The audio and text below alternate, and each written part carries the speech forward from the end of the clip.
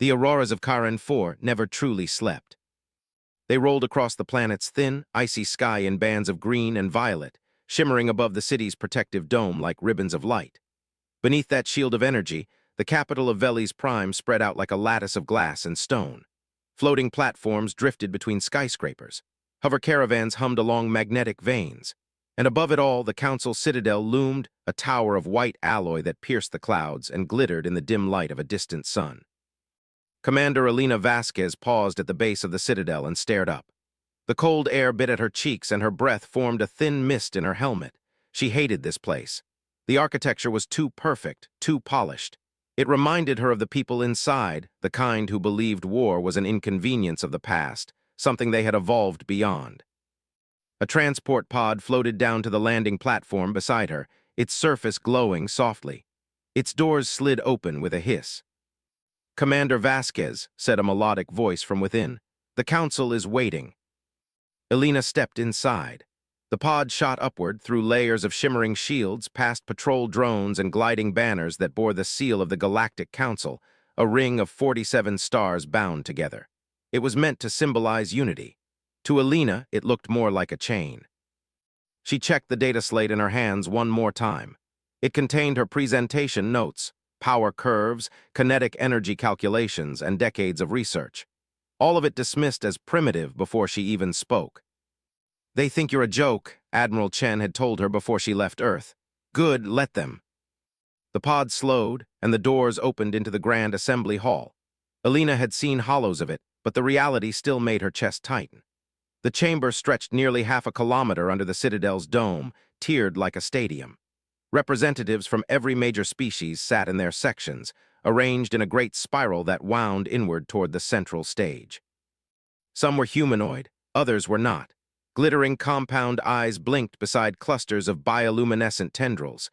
Gaseous beings floated in containment fields. One delegate resembled a walking forest of crystal. All of them turned as Elena entered, their gaze equivalents locking on her. She walked to the center platform, boots echoing on polished alloy. A holographic display hummed to life before her. The council chamber lights dimmed. "Honored delegates," Elena began, her voice steady though her heart pounded.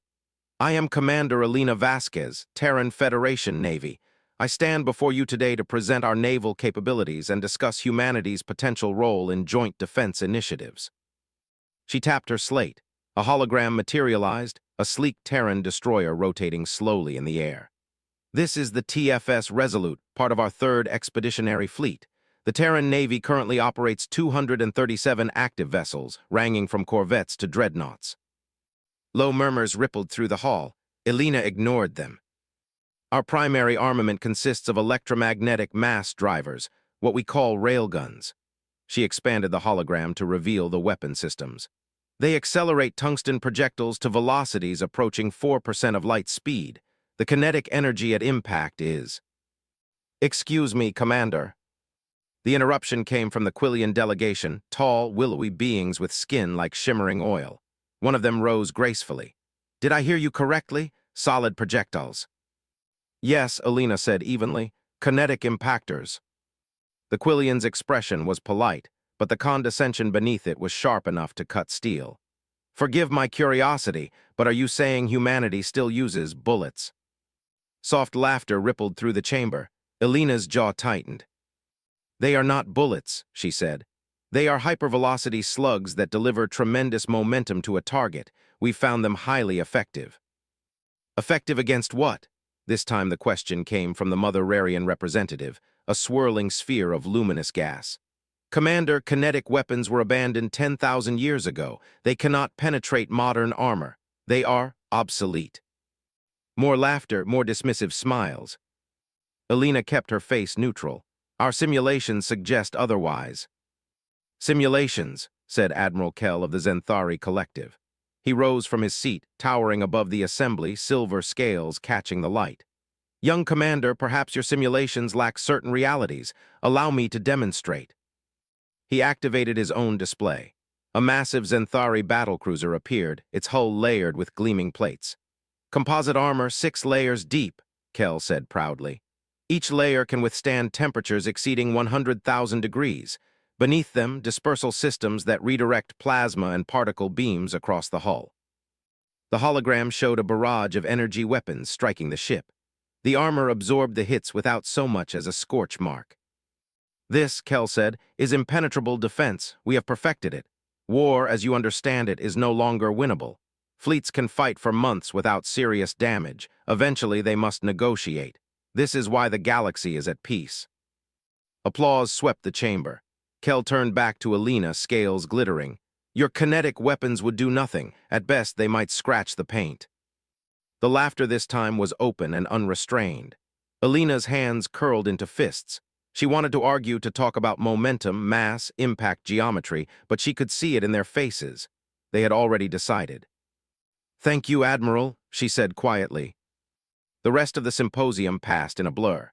Dozens of species presented their latest plasma lances, shield harmonizers, and particle arrays, endless variations of the same theme. Heat, melt, vaporize. Weapons designed to burn through armor that had been designed to resist burning. A perfect, useless stalemate. By the end, Alina's stomach churned with frustration. At the post-session gathering, she stood alone with a glass of something blue and bitter, watching the galaxy's finest congratulate each other on their clever stalemate. They called it peace. She called it fear of change. "Commander Vasquez." The voice was deep and smooth. Admiral Kell approached, towering over her, his scaled hands clasped behind his back. "I hope I did not embarrass you earlier." "Not at all, Admiral," she said flatly. "Good," he gestured expansively. "You must understand, humanity is still young. Your technology is charming, even quaint. But if you wish to contribute to Council defense, you will need real weapons." "Our weapons are real," she replied. Of course, of course." His tone was infuriatingly patronizing. "As a gesture of goodwill, the Zenthari would be happy to upgrade your fleet. Plasma cannons, perhaps, something appropriate." "That's very generous," Alina said through gritted teeth. "Think nothing of it. After all, we cannot have our newest members flying around with museum pieces, can we?" He laughed and moved on, leaving her staring into her drink. Her communicator buzzed, a message from Admiral Chen back on Earth. "How did it go?" Alina typed a quick reply. "About as expected. They think we're children playing with rocks." The answer came almost immediately. "Good, let them think that." She smiled despite herself. Maybe Chen was right. Maybe it was better if they underestimated humanity. She looked around the hall at the complacent admirals and smug delegates. They had forgotten that wars were supposed to be won. They had built fortresses and called them peace. They believed nothing could touch them. But the universe was wide, and it did not care about their doctrines. Outside, the three suns of Karan IV were setting, painting the dome in deep crimson light. Somewhere beyond those stars, the Terran Third Fleet tested its railguns, firing tungsten slugs at target drones. Simple, primitive, brutal. One day, she thought, the galaxy would learn. And that day came sooner than anyone expected. 2 weeks later, the first colony vanished. The news hit during Alina's morning briefing, a small settlement on the outer rim, gone silent without warning. When scouts arrived, they found nothing but wreckage. Twisted hulls, vaporized structures, shattered defense platforms. The colony's shield generators had been overloaded and bypassed entirely. The most chilling detail was the sensor data. Every weapon strike bore the same signature: no radiation spikes, no thermal discharge, just impact, raw physical impact. Kinetic rounds. Alina stared at the report as the room around her fell silent. Her hands trembled slightly. The enemy hadn't just attacked. They had brought back the weapons the galaxy had forgotten. The doctrine of impenetrable defense was about to meet the age of kinetic war. The Grand Assembly of the Galactic Council had not convened in emergency session for nearly 2 centuries. Yet now, as Commander Alina Vasquez stood once again in the cavernous chamber beneath the crystal domes of Karan IV, the air was thick with tension. The usual calm order had been replaced by a storm of raised voices and flashing colors. Many of the delegates' bodies pulsed and shifted with agitation, their translator nodes struggling to keep up with the chaos. An act of war. Colonists slaughtered by a primitive weapon. Surely a rogue faction. Alina listened from the sidelines, arms folded across her chest. The briefing packet clutched in her hands contained everything they knew so far about the destruction of New Babylon. It wasn't much. No known faction had claimed responsibility. No ships had been identified. The few sensor readings recovered told only one undeniable truth. The enemy's weapons had been kinetic. A council aide motioned for her. "Commander Vasquez, the chair requests your presence." She walked to the central platform again. The chamber fell gradually into silence, though she could still feel the weight of 100 skeptical eyes. Chancellor Vinnell, the tall, glass-skinned Quillian who presided over the council, raised a delicate hand. "Commander," Vinnell said, his voice smooth and diplomatic, "we have reviewed the reports from New Babylon. We require your assessment." Elena straightened. The attack was carried out using high-velocity kinetic projectiles, similar in nature to human railgun munitions. Based on debris analysis, I believe the attackers used slugs weighing between 1 and 2 tons, traveling at approximately 4% of light speed. The chamber buzzed again. "You are certain?" Admiral Kell's booming voice cut through the noise. He stood once more in his shining armor, silver scales glinting under the light. "You are saying an enemy force used rocks, to annihilate a colony protected by the most advanced shielding systems in the galaxy?" Elena met his gaze. "Yes, Admiral, that's exactly what I'm saying." A ripple of incredulous laughter passed through the chamber. The Metheran delegation, tall, crystalline beings whose bodies flickered like prisms, were laughing the loudest. "This is absurd," one of them said. "No one uses such primitive weapons. It must be a malfunction, a sensor error." Elena held her ground. "The readings are accurate. Our analysts triple-checked them."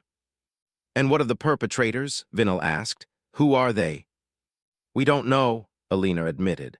"But if they're using kinetic rounds, it means they understand something the Council has chosen to forget." Silence fell for a brief, heavy moment. Then someone snorted. A low, derisive chuckle. Then another. Soon the chamber was filled with laughter again, not the joyful kind, but the kind that stings, the kind that says we don't believe you. Elena's face burned, but she refused to look away. "Enough," the Chancellor said, raising a hand. "Commander, your theories are noted. We will continue our investigation." She wanted to shout at them to make them see, but before she could, another voice spoke. "Perhaps," said a quiet, measured tone from the upper tiers, "we should not dismiss the commander so quickly." The speaker stepped into view, slender and robed in deep indigo. His scales were a darker shade of silver than Admiral Kell, and his crest was smaller, indicating youth. Elena recognized him from the delegation lists. Kael'thir, a junior scientist representing the Zenthari Research Guild. Kell frowned. "Kael'thir, this is not your place." "With respect, Admiral," Kael'thir replied calmly, "if the data shows kinetic impact patterns, then that is what we must investigate. Mockery will not change physics." His words were simple, but they silenced the room more effectively than any gavel. Vinnell nodded slowly. "Very well. A joint investigative task force will be established. Commander Vasquez, you will lead the Terran contingent. Kael'thir, you will serve as the Council's scientific liaison." Kell bristled, but he did not object. Later, in the cool twilight of the Council archives, Elena scrolled through the wreckage reports on a floating holoscreen. Kael'thir entered quietly, his steps almost soundless. "You handled yourself well," he said. "They were not kind." "I've been laughed at by better people," she said dryly. Kael'thir chuckled softly. "I suspect so." He stepped closer to the display. "You believe the attackers are testing us." "I know they are," Elena said. "New Babylon was a message. They didn't hit a military target. They hit a civilian colony. They want us to know they can get through our shields." Kael'thir's crest shifted, a Zenthari gesture of contemplation. "If they have rediscovered kinetic weaponry, they are more dangerous than we imagined." "Rediscovered," Elena echoed. "That's the word, isn't it? You all knew about this once, and then you threw it away." "It was inefficient," Kael'thir admitted. "Energy weapons were easier to power, simpler to sustain." "And easier to counter," she added. Kael'thir's golden eyes met hers. "Yes." They stood in silence for a moment, watching the looping sensor data of New Babylon's last seconds. No energy spikes, no plasma residue, just brutal physical impacts, unstoppable, unanswerable. The second attack came 3 days later. This time, it was a mining facility in the Castor Belt, deep within Quillian space. Automated defense platforms fired continuously for 6 hours. None of their weapons made a dent. When the smoke cleared, the facility was gone. Thousands of workers vanished. The attackers still left no signature, no message. Only silence and the unmistakable mark of kinetic fire. The council could no longer laugh. Emergency meetings stretched into sleepless days. Fleet movements accelerated.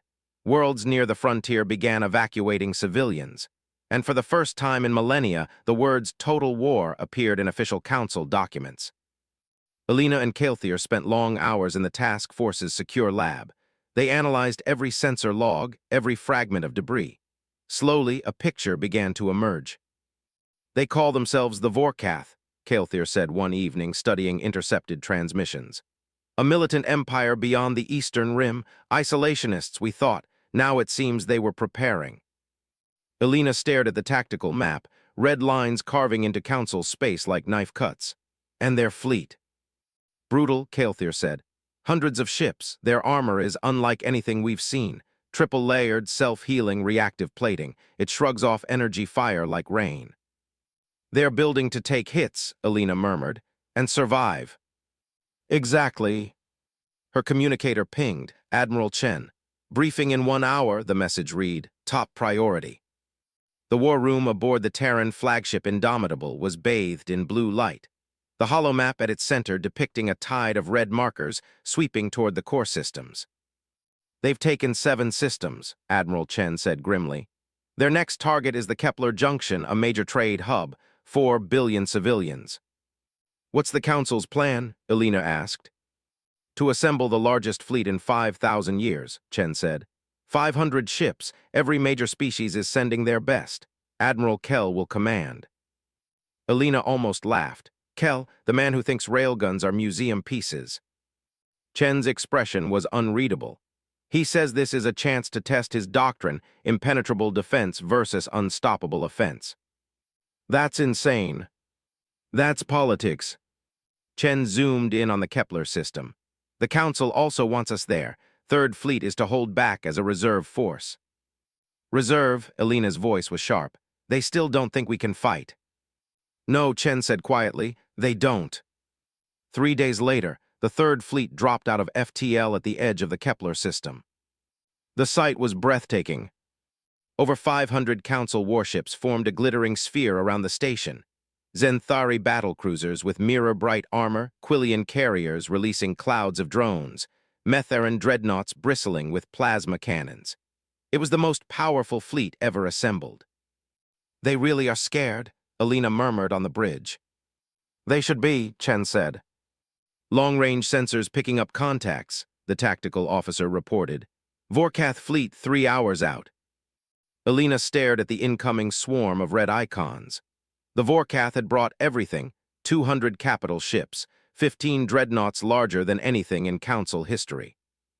3 hours, then the galaxy would find out whose doctrine still mattered. They came out of FTL like a storm. Dark, angular ships sliding from the void in perfect formation. The Vorkath commander's message was brief and brutal. "The Council's time is over. Withdraw or be destroyed." Kell's response was equally blunt. "So be it, all ships weapons free." The void lit up. Plasma beams lanced across space. Particle cannons stitched the darkness with blinding light. Energy weapons of 100 kinds converged on the Vorkath fleet. And the Vorkath kept coming. Their armor glowed red-hot, then cooled. Their formation didn't falter. They returned fire, crude plasma cannons, unsophisticated but deadly. Council shields failed, ships burned. Hours passed, 6, 12, 18. "They're not even slowing down," Alina whispered, staring at the sensor readouts. "Nothing is getting through." "The doctrine says both sides run out of ammo," Chen said, voice grim. "But the Vorkath aren't running out, and Kell is too proud to retreat." On the command channel, Kell's voice broke through, strained but defiant. "All reserve forces move to support positions. Terran fleet, you are cleared to engage." Chen and Alina exchanged a long, heavy glance. "Well," Chen said, "they asked for it." "Helm," Alina ordered. "Take us in. Weapons, charge the railguns." The officer hesitated. "Sir, full charge will take 3 minutes." "Then we'd better start counting." The Third Fleet surged forward, 15 Terran ships against 200 Vorkath war machines. The Council admirals watched from a distance, convinced it was too little, too late. They didn't know they were about to witness history. The bridge of the TFS, Indomitable, trembled as its engines roared, pushing the Terran ship deeper into the killing field. "Range to target?" Admiral Chen asked. 300,000 kilometers and closing, the tactical officer replied. "All railgun systems charging. Estimated time to full power, 2 minutes 57 seconds. "Good," Chen said. "Target the lead dreadnought." The view beyond the viewport was like a vision of hell. Plasma storms streaked between fleets. Explosions flared in the void, blooming silently against the black. Council ships died in bursts of light, their shields shattered, their hulls torn apart. And still the Vorkath fleet advanced, slow and unstoppable like a wall of iron. On the command dais, Commander Elena Vasquez stood gripping the rail, every muscle taut. This was the moment. The one she'd known was coming since the first time they'd called her weapons primitive. "Council fleet requesting our target data," the comms officer said. "Admiral Kell wants to coordinate fire." "Negative," Chen replied. "Tell him we're using independent targeting, and tell him," he glanced at Elena and allowed a rare smile, "tell him he might want to watch this." The railguns began to hum. It was a low, rising vibration that filled the ship's bones, a deep thrumming that made teeth ache and lights flicker. On the lower decks, power was being rerouted from life support, from non-critical systems, from everything they could spare. Gigawatts of energy surged into the magnetic coils that lined the gun's acceleration tunnel. Inside the firing chamber, a solid tungsten rod, 2 meters long and weighing nearly 2 tons, locked into place. It was featureless and dull, a simple cylinder of dense metal. No guidance system, no warhead, no explosive payload, just mass and velocity.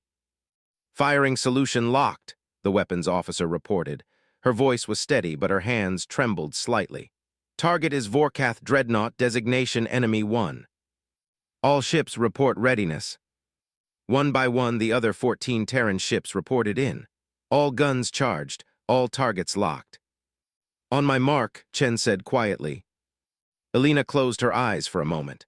Around them, the galaxy's most advanced fleet was pouring fire into an enemy that refused to break. 18 hours of continuous bombardment, and the Vorkath armor was still holding. "Mark." There was no flash, no beam of light, no dramatic explosion.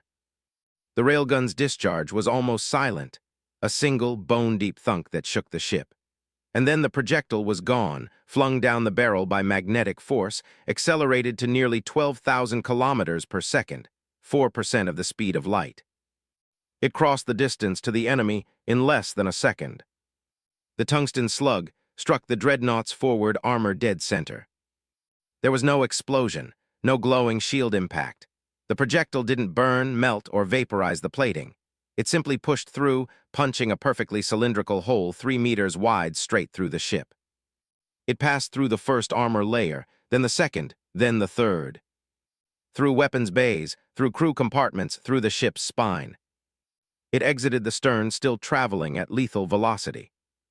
For a heartbeat, nothing seemed to happen. The dreadnought continued forward, its lights still burning, its guns still firing. Then the secondary effects began. Air and superheated gas vented from the massive wound, turning into a jet that hurled debris into space. Severed power conduits began arcing uncontrollably, igniting internal fires. Most critically, the projectile had punched straight through 3 of the ship's primary reactor containment fields. The dreadnought shuddered. Internal detonations rippled outward.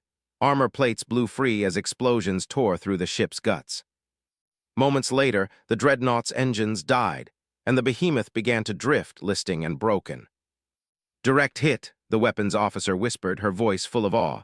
"Enemy 1 is disabled." Across the void, 14 more tungsten rods found their targets.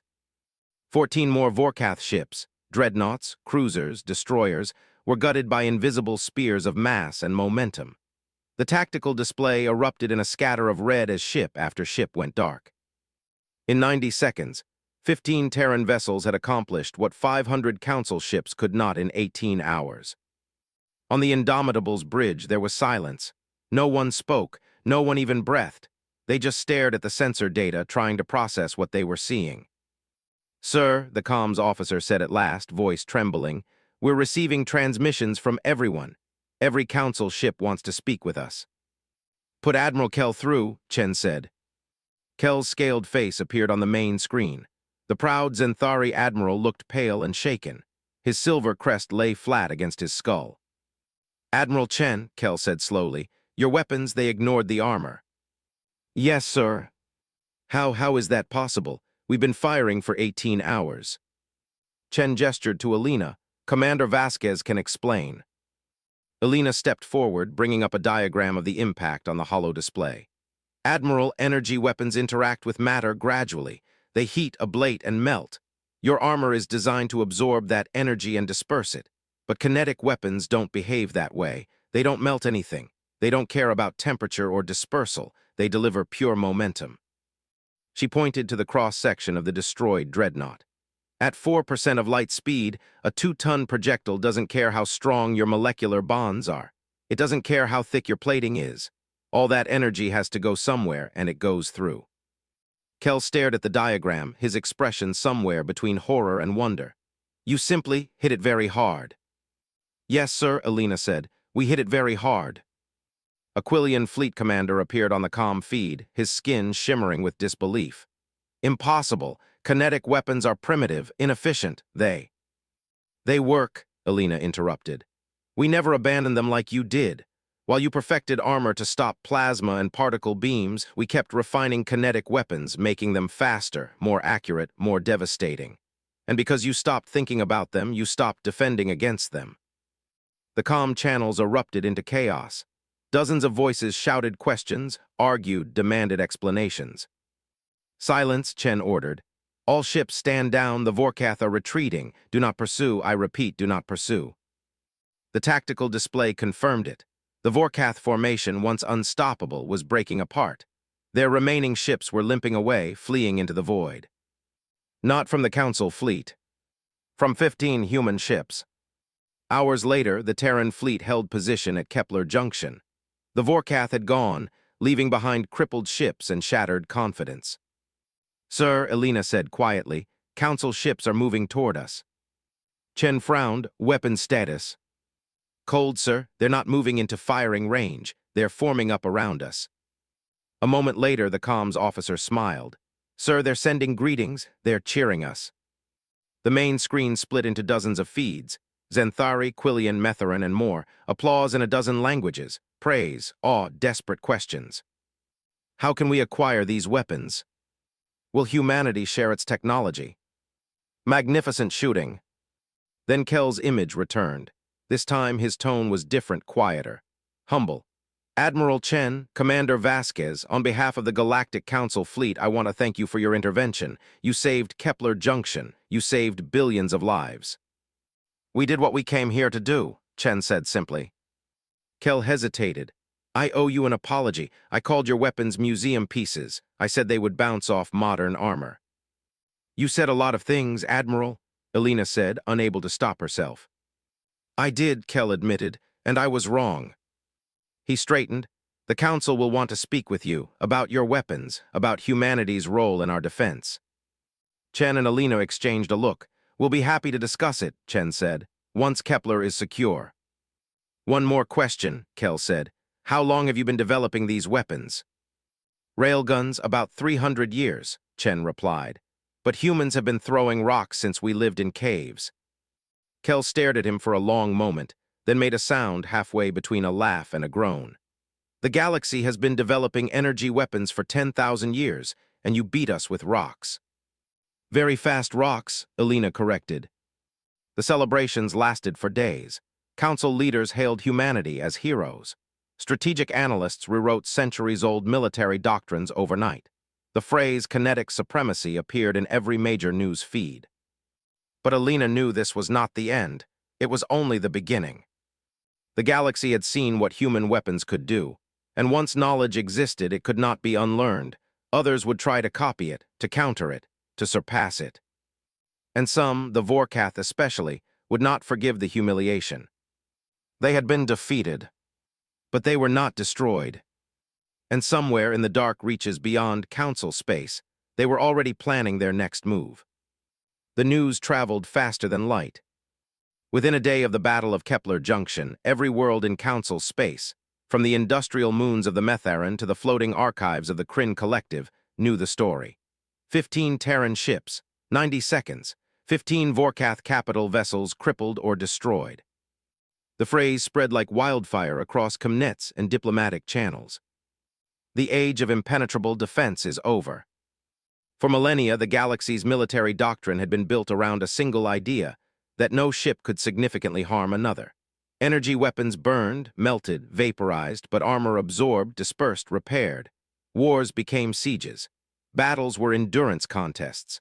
Fleets exchanged fire for months without a decisive outcome. Now one Terran slug had undone 10,000 years of certainty.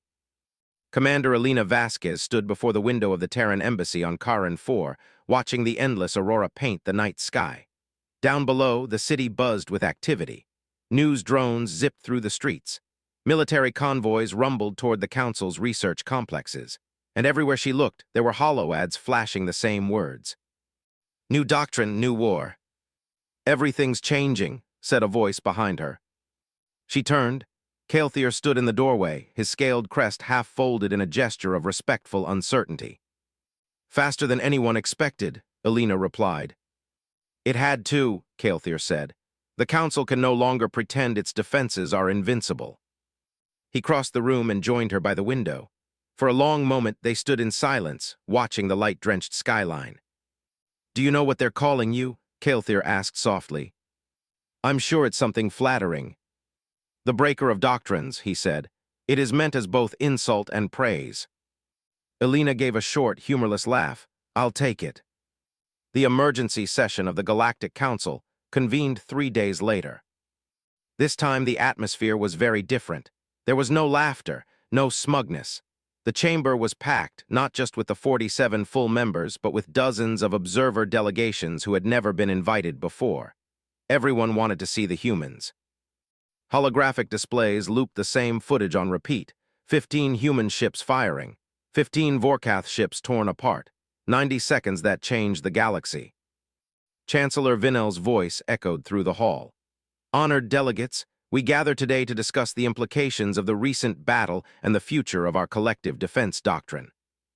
Implications? Hissed the Mother Rarian delegate, its gaseous form flickering with agitation. The implications are obvious. Our ships are vulnerable. Our armor is useless. Everything we thought we knew is obsolete. Primitive technology, muttered another, and it humbled us. Not primitive, said Kael'thir, rising to speak. Effective, and that is all that matters. Admiral Kell stood slowly. His scales had regained their silvery sheen, but his voice carried none of its old arrogance. I commanded the Council fleet at Kepler. For 18 hours, we threw every weapon we had at the Vorkath. We achieved nothing. The humans fired once and ended the battle. His words hung in the chamber like a death sentence. Chancellor Vinel turned toward the Terran delegation. Ambassador Kimura, will humanity share the principles of its weapons technology? Ambassador Sarah Kimura, a silver-haired diplomat with the calm patience of someone who'd spent decades negotiating with aliens, rose smoothly. Humanity is willing to share its understanding of kinetic systems. Commander Vasquez will explain. Elena's stomach tightened as she walked to the presentation platform. This time, the silence was absolute. No laughter, no whispers. Every eye, compound, crystalline, biological, or otherwise, was on her. She activated the display. The principle is simple, she began. Energy weapons transfer heat. Targets absorb that heat. If there's enough of it, they melt or explode. Your armor is designed to handle that, but kinetic weapons transfer momentum. When a solid object hits another solid object at incredible speed, the energy has to go somewhere immediately. There's no time for dispersal. The armor's molecular bonds simply break. A hologram of a tungsten slug impacting armor appeared above her. At 4% of light speed, a 2-ton projectile carries so much energy that material strength becomes irrelevant. It doesn't matter if your armor can withstand 1,000,000 degrees of heat. It doesn't matter if it self-repairs. It will fail. But kinetic weapons require immense power, said Chancellor Vinel. Our ancestors abandoned them because they were inefficient. That's true, Elena said. A railgun uses tremendous energy for a single shot. Plasma cannons use less and fire continuously. But we never stopped improving our power systems. We made our coils more efficient, our projectiles denser. We built ships around the weapon. While you were designing armor to stop energy, we were designing weapons to ignore it. A crustacean-like delegate from the Kryn Collective clicked its mandibles. You're saying that by abandoning kinetic weapons, we made ourselves vulnerable to them? Yes, Elena said simply. The chamber exploded with noise. Some delegates demanded immediate access to the technology. Others shouted that it must be banned before it spread. A few threatened sanctions if humanity refused to share it. Order, Vinel shouted. Order. A harsh, distorted voice cut through the chaos, not from the chamber, but from the holofeed. A Vorkath emissary appeared on the edge of the platform, its insectoid body glistening with dark chitin. The Vorkath Empire demands access to this technology. You have no right to demand anything, Vinel snapped. You started this war. And we will end it, the Vorkath replied. With or without human weapons, but it would be easier with them. The transmission cut off, leaving a stunned silence in its wake. Admiral Chen rose from the Terran section. The Vorkath just confirmed what we already know. Kinetic technology will spread, others will copy it or they'll steal it. We can't stop that. Then what do you propose? Admiral Kell asked. Adaptation, Chen said. We work together now to prepare for this new reality. Humanity is willing to share our knowledge with council members in good standing. In exchange, we want collaboration on developing defenses against kinetic weapons. What kind of defenses? Asked the Mother Rarian delegate. Elena brought up a new diagram.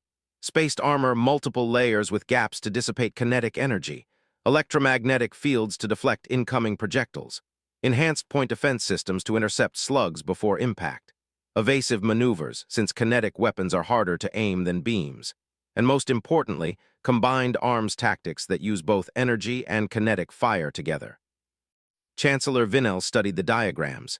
You're proposing a complete overhaul of our military doctrine. Yes, Chen said. The galaxy has been comfortable for too long. The doctrine of impenetrable defense made war inefficient, but it also made us complacent. The Vorkath built better armor and nearly conquered us because nobody built better weapons.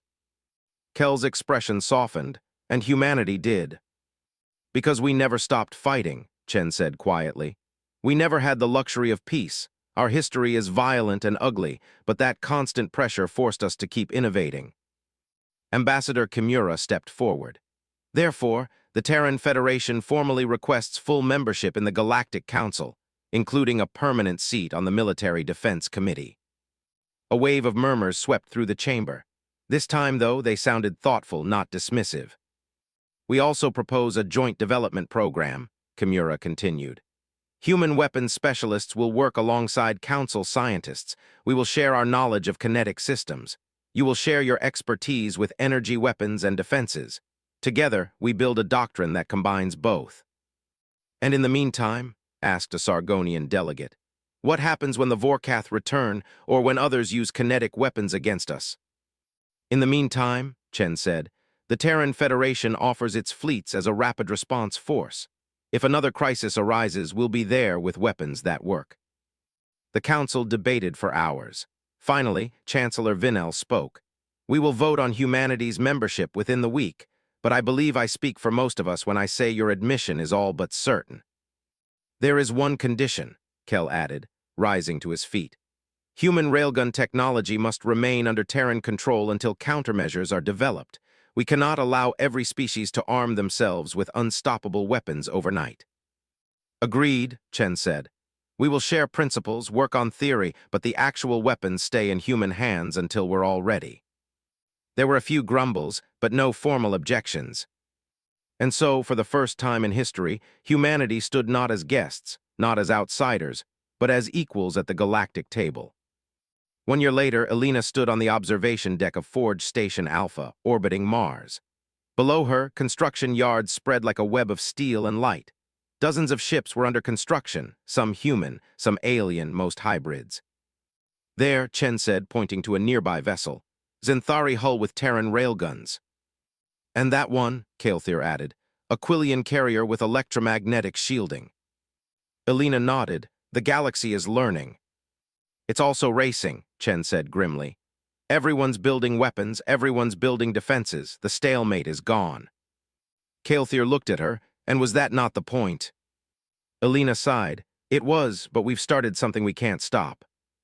Peace built on illusions was never peace, Kael'thir said softly. Now we will see if peace built on truth can last. A chime interrupted them. Priority message, the comm officer said. Council Command Center, Admiral Kell requests your presence. Another emergency? Elena asked. Chen's eyes darkened. It usually is. They followed the summons to the command center, a vast sphere of holographic displays showing star maps and fleet deployments. Kell was already there, his silver scales gleaming. Beside him stood Chancellor Vinnell and half a dozen senior officials. Thank you for coming, Kell said. We have a situation. The central display lit up, a sector at the edge of Council space. A swarm of red markers appeared. The Vorkath are back, Kell said, and this time they're armed. The illusion of peace had lasted for 5,000 years. It unraveled in less than 12 months. In the year after Kepler Junction, the galaxy transformed. The great powers, once content to pour resources into thicker armor and longer-lasting shields, now emptied their treasuries into new research. Laboratories that had lain dormant for centuries burst to life. Entire industries shifted overnight from building defense platforms to constructing railguns and kinetic interceptors. The doctrine of impenetrable defense was dead. And in its place, a new age was born, the age of kinetic war. Commander Elena Vasquez saw the changes everywhere she went. On Zenthari Prime, human engineers trained alien technicians to assemble electromagnetic acceleration coils. In orbit around Quillia, she watched alien shipyards retrofit old carriers with reinforced recoil dampeners. Even the peaceful Motherarian collectives, once proud of having no standing military at all, began building meteor defense platforms, a thinly veiled euphemism for orbital railgun batteries. Yet amid the surge of innovation, the galaxy trembled. Because for every government that wanted humanity's help, there was another that feared it. For every ally that welcomed Terran engineers, there was a rival who whispered of primitive savages with God-killing weapons. The balance of power had shifted, and not everyone wanted to live in a world where humanity held the scales. On Forge Station Alpha, Elena stood before a viewing window as a new kind of ship drifted out of dry dock. It was a massive cruiser, its hull a hybrid of Quillian composites and Terran steel. Where once it would have carried plasma cannons and particle beams, now it bore 12 railgun batteries the size of skyscrapers. Along its flanks, rows of spaced armor glistened, separated by precise gaps measured to dissipate kinetic impact. "It's beautiful," said Kael'thir, joining her at the window. His crest rippled with excitement and something like fear. "And terrifying." "Like all weapons," Elena said quietly. He nodded. "Do you think we did the right thing?" Elena stared at the cruiser as it rotated into sunlight, its name Unity etched along its spine. "We didn't have a choice. The Vorkath showed us that." "And now," Kael'thir asked. "Now," she said, "we live with what we unleashed." The Council tried to control the chaos. They formed a new body, the Joint Military Development Commission, to coordinate research and prevent duplicate projects. On paper, it was a gesture of cooperation. In reality, it was an attempt to prevent a catastrophic arms race. It didn't work. Some species hoarded their research. Others refused to share their advances. Several openly accused the Terrans of keeping key data for themselves, which, of course, they were. Admiral Chen explained it simply. "Until everyone has effective countermeasures, we keep the real weapon systems under lock and key. It's not about control, it's about time." But time was running out. The first disaster struck 3 months later. The Kryn Collective, desperate to prove they weren't dependent on human engineers, tested their first homegrown railgun aboard the cruiser Krelak Dawn. They hadn't accounted for the stress forces generated by the projectile. The gun tore itself apart on firing, shattering the ship's spine. 12 dead, 30 injured. The Kryn government requested Terran advisors the next day. Other accidents followed. A Quillian destroyer blew out its reactor trying to power a coil array too large for its core. A Metheran frigate snapped its own barrel clean off when an improperly aligned projectile jammed in the acceleration tunnel. Even the mighty Zenthari suffered losses. A railgun projectile ricocheted off its own magnetic field, slicing through a fuel depot. Each incident was a reminder. Kinetic weapons were powerful but unforgiving. Despite the setbacks, the arms race accelerated. Old alliances began to strain under the weight of new technology. Worlds that once relied on shared defense pacts now questioned their neighbors' intentions. Every new ship launch was treated as a potential threat. Every research breakthrough carried whispers of espionage. Elena watched it all unfold with growing unease. "We've changed the galaxy," she said one evening in the observation lounge, "but I'm not sure we made it safer." Chen looked up from a datapad filled with fleet readiness reports. "We didn't make it safer, we made it honest." "Honest?" "The stalemate was never peace," he said. "It was a cage, and now the cage is gone, everyone's free, and that terrifies them." The situation reached a breaking point 6 months after Kepler Junction. A secure transmission arrived from Council intelligence. It contained blurry footage of a Vorkath raiding party boarding a research vessel near the edge of Council space. The ship's crew was taken alive. The cargo they stole wasn't cargo at all, it was people. 12 human scientists, all experts in electromagnetic acceleration. The footage ended with a Vorkath ship vanishing into hyperspace, its destination unknown. Elena slammed her fist against the console. "They're going to force them to build weapons." Chen nodded grimly, "and they'll learn fast." Kael'thir's crest stiffened in alarm. "If the Vorkath master kinetic weapons, we'll face our own firepower." "They will," Chen said. "And when they do, they won't make the same mistakes we did. They'll skip centuries of trial and error, and they'll start where we ended." The room fell silent. "Find them," Elena said, "whatever it takes." They tried. Intelligence operatives traced whispers of the captured scientists across 3 sectors. But the Vorkath were experts at disappearing. Months passed with no leads. Then a sensor relay on the frontier picked up something impossible, a projectile traveling at 3% of light speed. It had struck a derelict asteroid station, punching a perfectly circular hole through its core. "The Vorkath are testing kinetic weapons," Chen said as the report landed on his desk. "And they're not far behind us." The council called another emergency session. Kel's voice was hard and cold. "Our advantage is gone. Within months, the Vorkath will field weapons equal to ours." "They already have a war fleet," said Vinel, "and now they will have the firepower to use it." "They will use it," Elena said. "They've kidnapped our people, they're stealing our technology, they're preparing for another war." "Then we prepare too," Chen said. "We build faster, train harder, develop tactics they can't match." Kael'thir raised a taloned hand. "Technology is one thing, doctrine is another. The Vorkath are mimicking our weapons, but they don't understand how to use them." "Then we teach them a lesson they'll never forget," Elena said. The call came 2 months later. A Vorkath fleet, 40 capital ships and hundreds of escorts, had entered Council space. Their target, the Karak system, a vital hub of trade routes and orbital habitats. If they captured it, they would have a launching point to strike deep into the heart of Council territory. The response was immediate. A combined fleet of over 200 ships assembled, including 20 hybrid vessels equipped with Terran railguns and spaced armor. Humanity's third fleet was placed on high alert. "They're moving fast," Chen said as tactical reports streamed in. "They'll reach Karak in 5 days." "Then we'll be there in 4, Elena replied. On the eve of battle, Elena stood in the observation chamber of the Indomitable, her reflection ghosted against the stars. "They're going to fight differently this time," Kael'thir said from behind her. "I know. They won't make the same mistakes. They'll spread their formations, they'll target our railgun ships first, they'll try to break our advantage." "Let them try," Elena said. "We've been preparing for this." She turned to face him, and for the first time she saw fear in his eyes. "What if we lose?" Kael'thir whispered. Elena didn't answer right away. She thought of the scientists taken in the night, of the shattered stalemate, of the galaxy hurtling toward a future nobody could stop. "Then we adapt again," she said. "That's what humans do." The fleet dropped out of FTL 6 days later, at the edge of the Karak system. The Vorkath were waiting.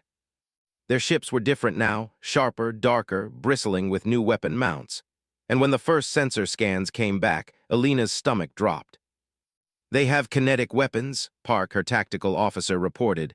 "Crude but functional." The comms crackled. A message from the Vorkath commander translated into Galactic Standard. "Council forces, your human allies gave you new weapons. They gave us new weapons too. This battle will not be like the last." On the main display, the Vorkath fleet shifted into a loose, flexible formation. A hunter's spread, designed to minimize the damage from concentrated kinetic fire. "They've learned," Chen said quietly. And then the final transmission. "We have your humans. They are teaching us many interesting things. Perhaps after we crush your fleet, they will teach us more." The channel went dead. "All ships," Admiral Kell's voice boomed over the command net. "Weapons free, engage at will." The Second War had begun. And this time, the galaxy would burn. The space around the Karak system had never known silence.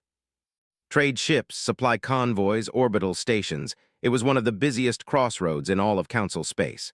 But when the Terran, Council fleet dropped out of faster-than-light travel, there was no traffic, no chatter, only the cold emptiness of a system bracing for war.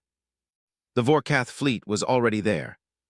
40 capital ships, nearly 100 escorts, and a wall of smaller craft hovered in a loose formation around the system's primary gas giant. Even from a distance, their ships looked different now, bristling with new weaponry, armored in overlapping plates designed to withstand more than just energy fire. "They've learned," Admiral Chen said grimly on the bridge of the Indomitable. "They've built for kinetic warfare." "Not well," Commander Alina Vasquez replied, studying the sensor data. "But well enough."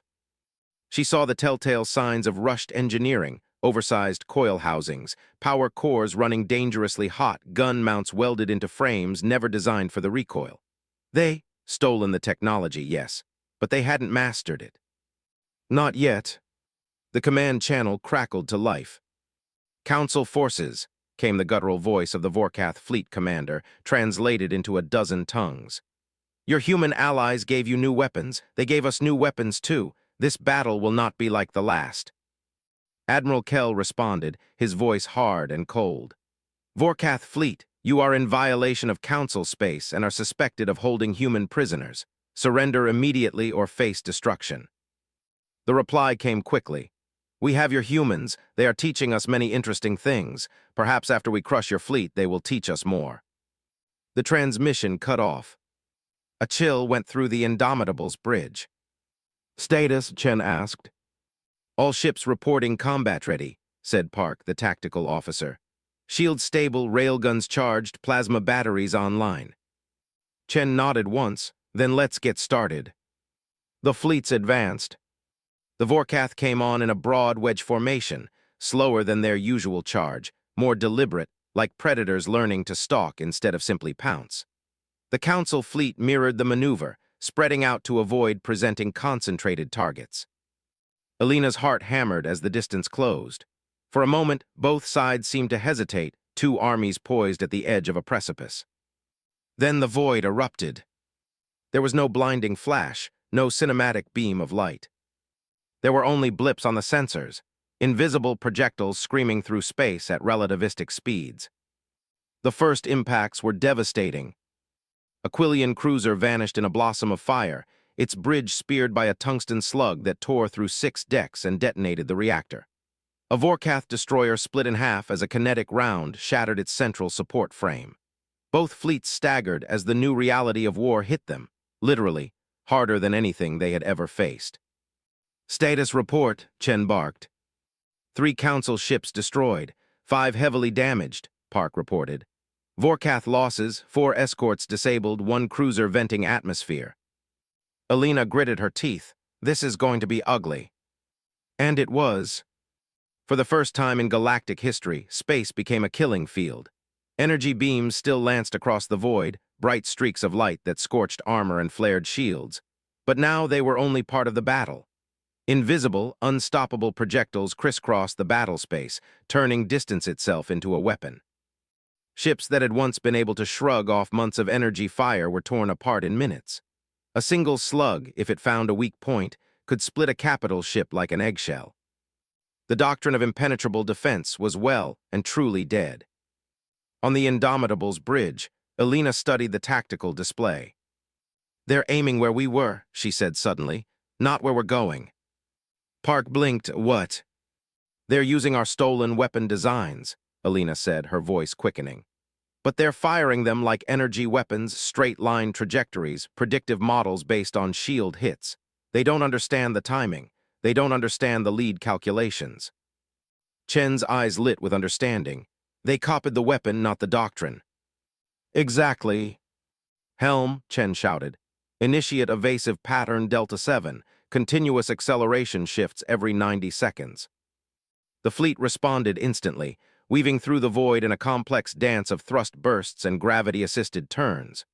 Vorkath projectiles began missing wide, deadly slugs screaming harmlessly past their targets.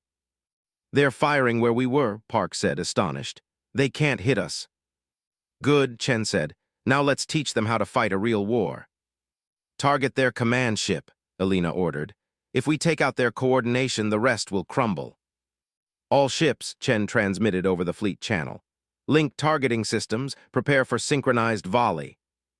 15 human ships shifted formation, aligning their targeting arrays on a single massive dreadnought at the center of the Vorkath fleet.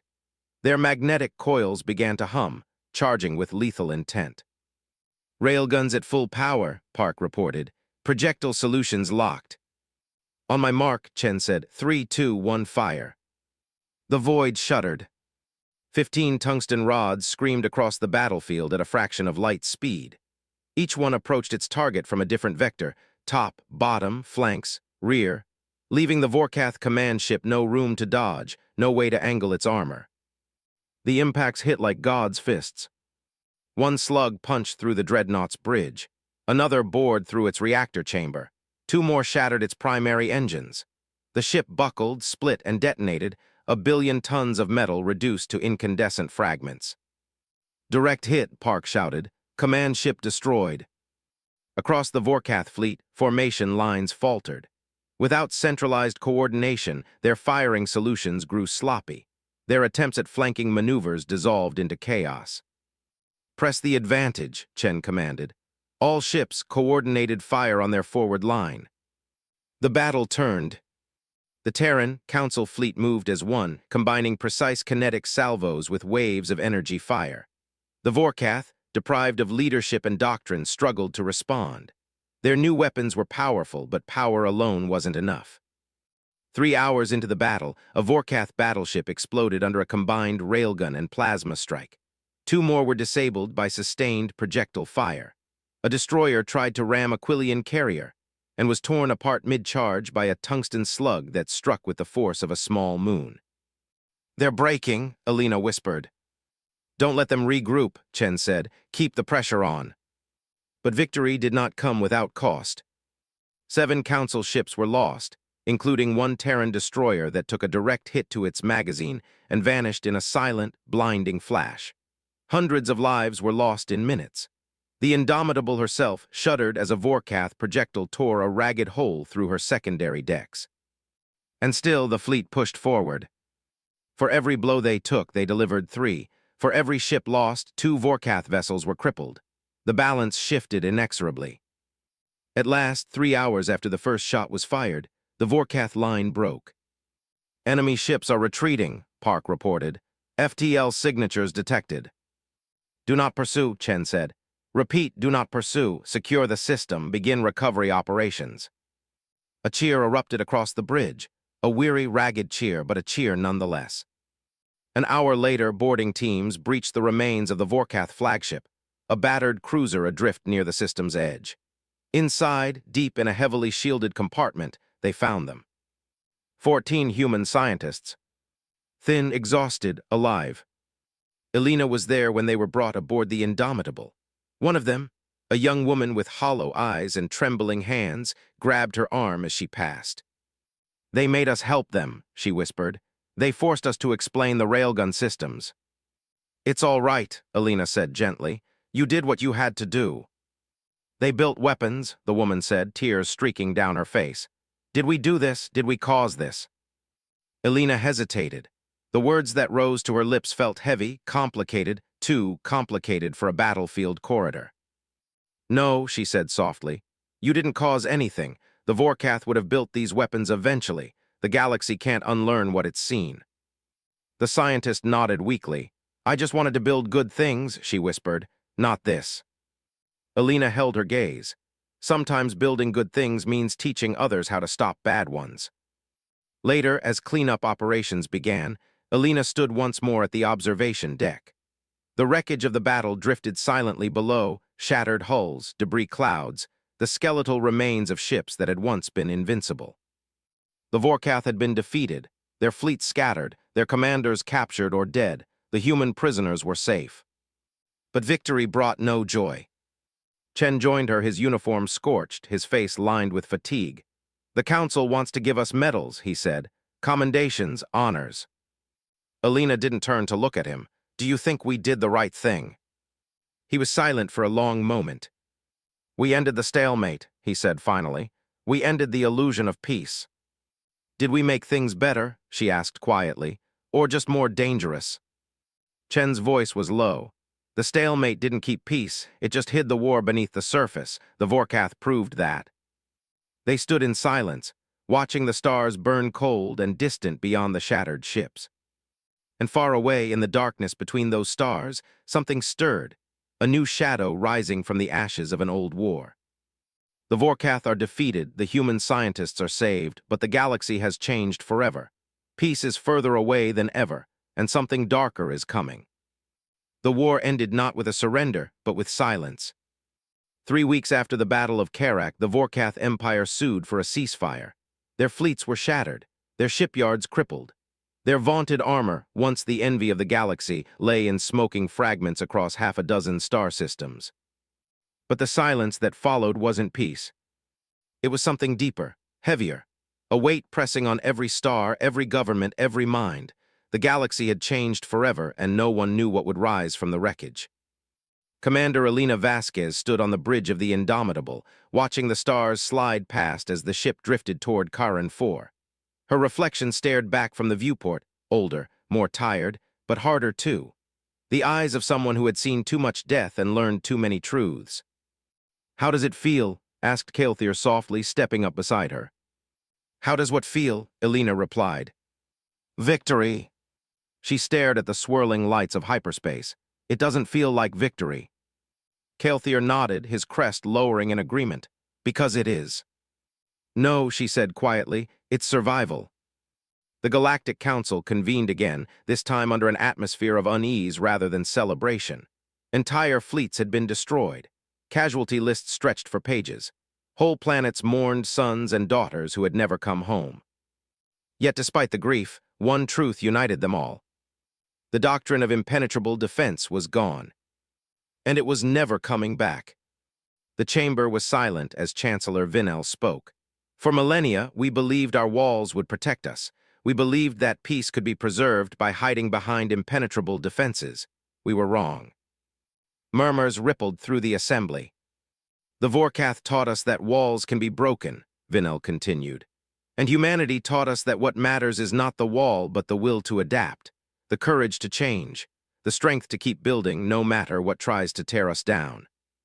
He turned toward the human delegation. For this, we owe humanity a debt we can never repay. Applause swept through the chamber, not the polite, hesitant clapping that had greeted humanity when they first arrived, but something deeper.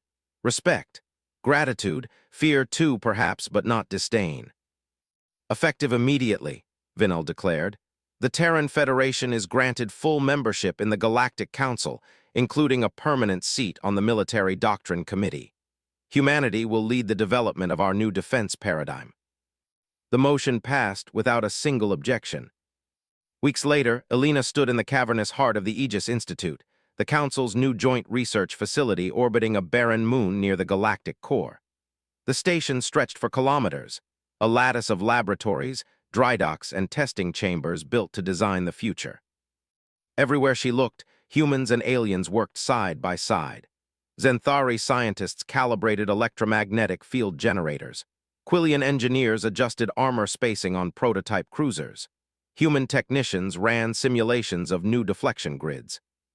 It was chaotic, messy, imperfect, and utterly beautiful.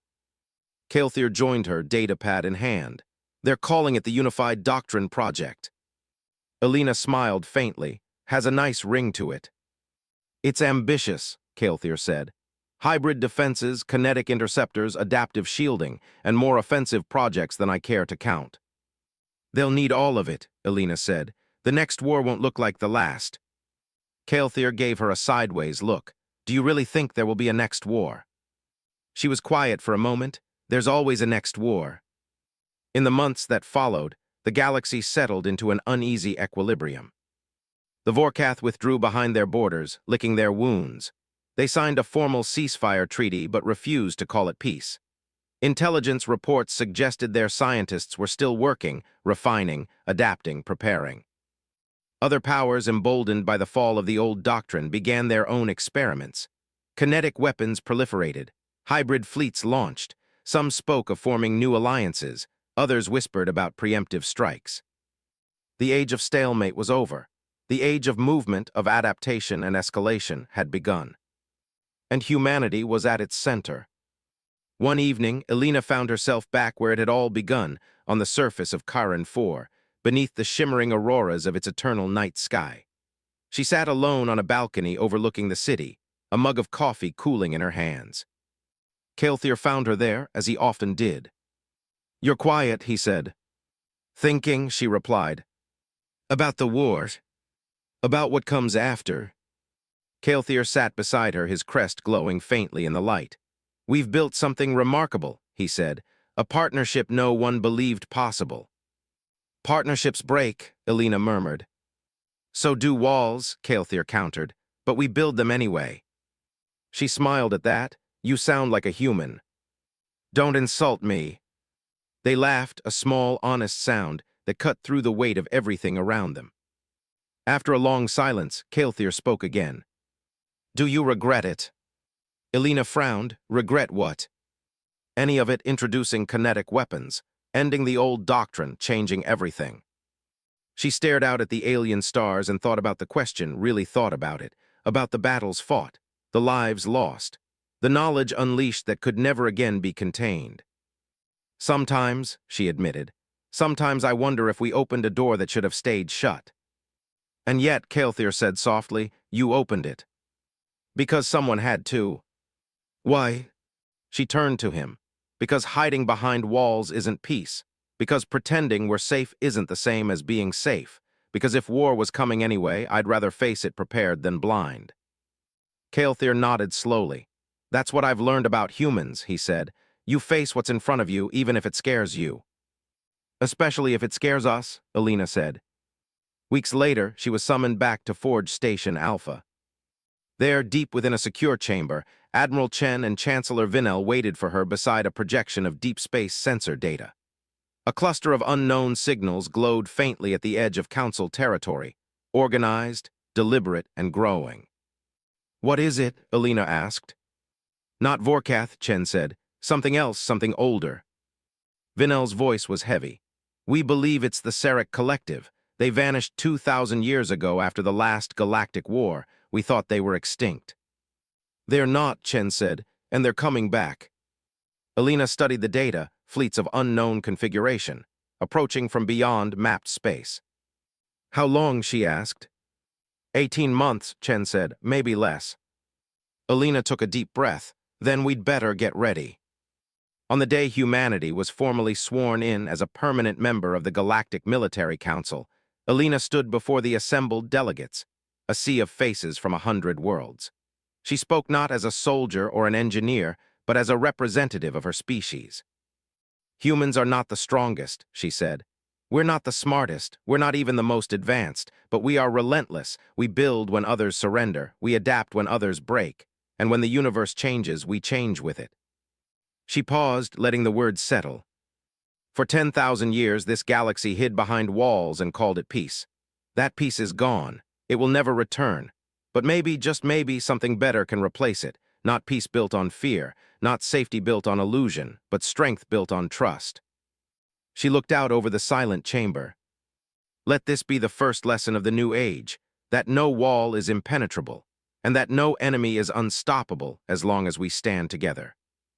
Later, standing alone on the observation deck, Alina watched the stars wheel slowly past. Somewhere out there, the Serek were coming. Somewhere, the Vorkath were rebuilding. Somewhere, a new war was already taking shape. And yet, for the first time, she felt something like hope. Because this time, humanity wouldn't be alone. Because this time, the galaxy would stand together. Because this time, they knew the truth. The age of impenetrable defense was over. The age of kinetic war had begun. And the story of what came next was still being written.